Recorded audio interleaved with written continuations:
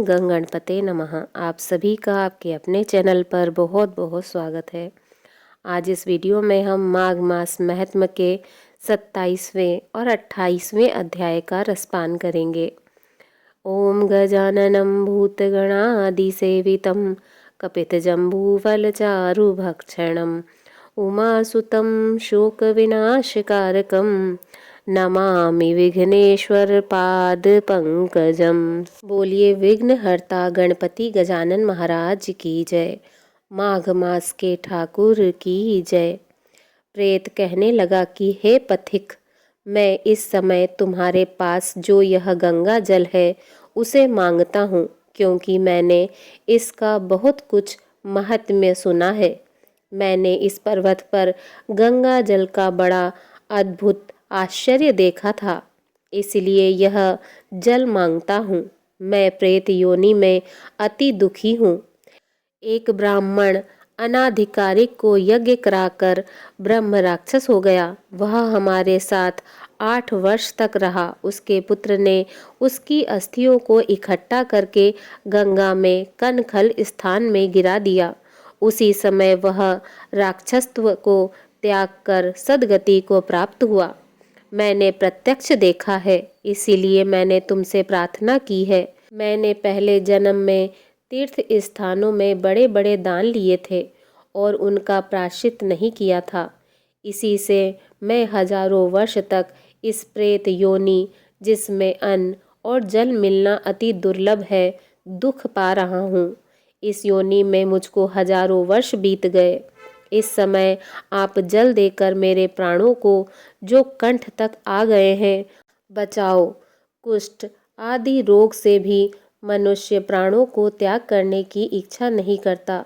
देवदूती कहने लगे कि ऐसे उस प्रेत के वचन सुनकर वह ब्राह्मण बड़ा विस्मित हुआ और वह अपने मन में विचार करने लगा कि संसार में पाप और पुण्य के फल अवश्य आ पड़ते हैं। देव, दानव, मनुष्य, कीड़े मकोड़े भी रोगों से पीड़ित होते हैं। बाल तथा वृद्धों को मरण, अंधा तथा कुबड़ापन, ऐश्वर्य, दरिद्रता, पांडित्य तथा मूर्खता सब कर्मों से ही आता है। इस कर्म भूमि में जिन्होंने न्याय से धन इकट्ठा किया है वह धन्य है। यह सुनकर प्रेत गदगद वाणी से बोला, हे पथिक, मैं जानता हूँ कि आप सर्वज्ञ हैं। आप मुझको जीवन का आधार जल इस प्रकार दो जैसे मेघ चातक को देता है। तब पथिक कहने लगा कि हे प्रेत, मेरे माता पिता भृगु क्षेत्र में बैठे हैं। मैं उन्हीं के लिए जल लाया हूँ। अब बीच में तुमने गंगा के संगम का जल मांग लिया। अब मैं इस धर्म संदेह में पड़ गया हूँ कि क्या कांड वस्तु में यज्ञों को इतना नहीं मानता जितना प्राण रक्षा को मानता हूँ। इसलिए प्रेत को जल देकर तृप्त करके माता पिता के लिए फिर जल लाऊंगा। लोमश ऋषि जी कहने लगे कि इस प्रकार उस पथिक ने गंगा यमुना के संगम का जल उस प्रेत को दे दिया। उस प्रेत ने प्रीतिपूर्वक जल को पिया। उसी समय वह प्रेत शरीर को छोड़कर दिव्य देहधारी हो गया। केरल कहने लगा कि बिंदु मात्र गंगा जल से वह प्रेत मुक्त हो गया। हम समझते हैं कि ब्रह्मा जी भी इस जल के गुण का वर्णन नहीं कर सकते, नहीं तो महादेव जी इस जल को मस्तक पर क्यों धारण करते। इस संसार में जो मनुष्य काया, वाचा और मनसा के पापों में रंग गए हैं, वह गंगा जल के बिना नहीं धुलते। गंगा जल के सेवन से मुक्ति सदा सम्मुख खड़ी रहती है। जिसके जल को स्पर्श करते ही प्रेतत्व को छोड़कर मुक्ति को प्राप्त होते हैं। जो गंगा स्नान करता है वह वैष्णव पद को प्राप्त होता है।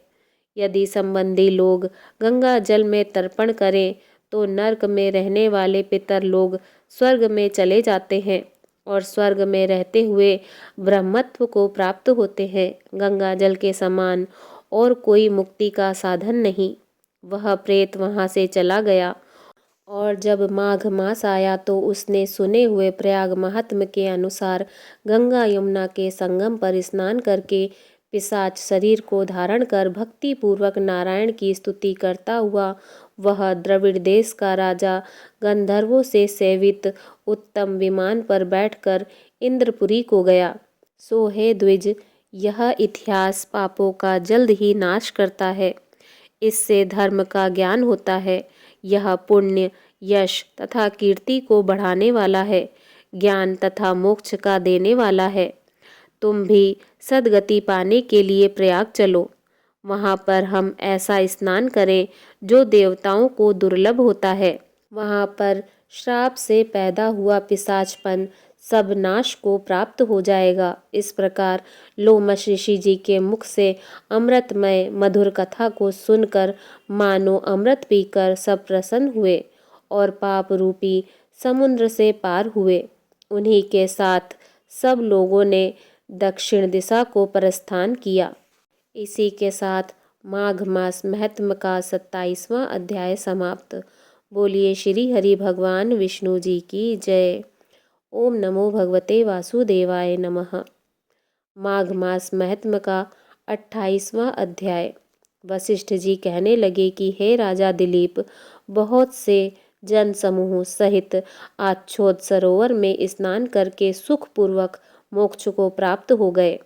तब लोमश जी कहने लगे कि संसार रूपी इस तीर्थ को सब लोग श्रद्धा पूर्वक देखो। यहाँ पर 33 करोड़ देवता आकर आनंद पूर्वक रहते हैं। यह अक्षय वट है जिनकी जड़ें पाताल तक गई हैं और मार्कंडे ऋषि प्रलय के समय इसी अक्षय वट का आश्रय लेते हैं। यही शिव जी की प्रिय भगवती भगीरथी हैं, जिसकी सिद्ध लोग सेवा करते हैं। यह गंगा स्वर्ग के हेतु पताका है। इसका जल पीकर मनुष्य मुक्त हो जाते हैं। हे मुनि, सभी प्राणी इस नदी को यमुना से मिली हुई पाते हैं। इसका संगम बड़े पुण्य से प्राप्त होता है। इसके स्नान से जन्म मृत्यु रूपी दवानल से कोई नहीं तपता, परंतु ज्ञान प्राप्त करके मुक्त हो जाता है। यहाँ पर स्नान करने से सभी प्राणी बिना ज्ञान के भी मुक्त हो जाते हैं। इसीलिए ब्रह्मा जी ने यहाँ यज्ञ करने की इच्छा की थी। इसी संगम में भगवान विष्णु जी ने स्त्री प्राप्ति की इच्छा से स्नान करके लक्ष्मी जी को प्राप्त किया। यहाँ पर त्रिशूलधारी शिव जी ने त्रिपुर दैत्य को मारा था और प्राचीन काल में उर्वशी स्वर्ग से गिरी थी तथा स्वर्ग पाने की इच्छा से यहाँ पर ही उसके स्नान करने से नहुष कुल के राजा ययाति ने वंशधर पुत्र प्राप्त किया। यहाँ पर इंद्र ने प्राचीन काल में धन की इच्छा से स्नान किया था और माया से कुबेर के सब धन को प्राप्त किया था। प्राचीन काल में नारायण तथा नर ने हजारों वर्ष तक प्रयाग में निराहार रहकर उत्तम धर्म किया था। यहाँ से जैशाव्य सन्यासी ने महादेव जी जैसी शक्ति वाले से विजय पाई थी तथा अणिमा आदि योग के अति दुर्लभ ऐश्वर्य प्राप्त किए थे। इसी क्षेत्र में तपस्या करके श्री भरद्वाज सप्त ऋषियों में सम्मिलित हुए।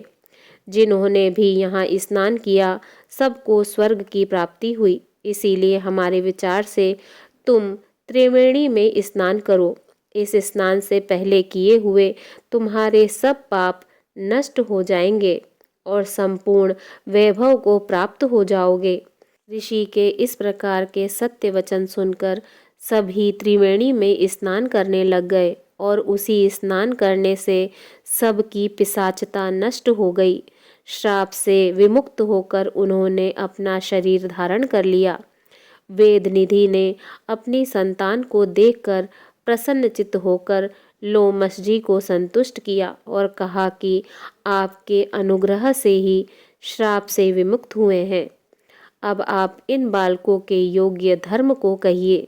लोमश ऋषि जी कहने लगे कि इस युवा कुमार ने वेदों का अध्ययन समाप्त कर लिया है, इसीलिए इन कन्याओं के प्रीतिपूर्वक कर कमलों को ग्रहण करें। तब लोमश जी तथा अपने पिताजी की आज्ञा से इस ब्रह्मचारी ने 5 कन्याओं से विवाह किया। इन कन्याओं के सब मनोरथ पूर्ण हुए। जिसके घर में लिखा हुआ यह महात्म्य पूजा जाता है, वहाँ नारायण ही पूजे जाते हैं। पुष्कर तीर्थ में प्रयाग में, गंगा सागर में, देवालय में, कुरुक्षेत्र में तथा विशेष करके काशी में इसका पाठ अवश्य करना चाहिए। पुष्कर तीर्थ में ग्रहण के अवसर पर इसके पाठ का दुगना फल मिलता है और मरने पर वैष्णव पद को प्राप्त होता है। इसी के साथ माघ मास महत्व में 28वां अध्याय समाप्त। बोलिए भगवान श्री हरि विष्णु जी की जय। ओम नमो भगवते वासुदेवाय नमः।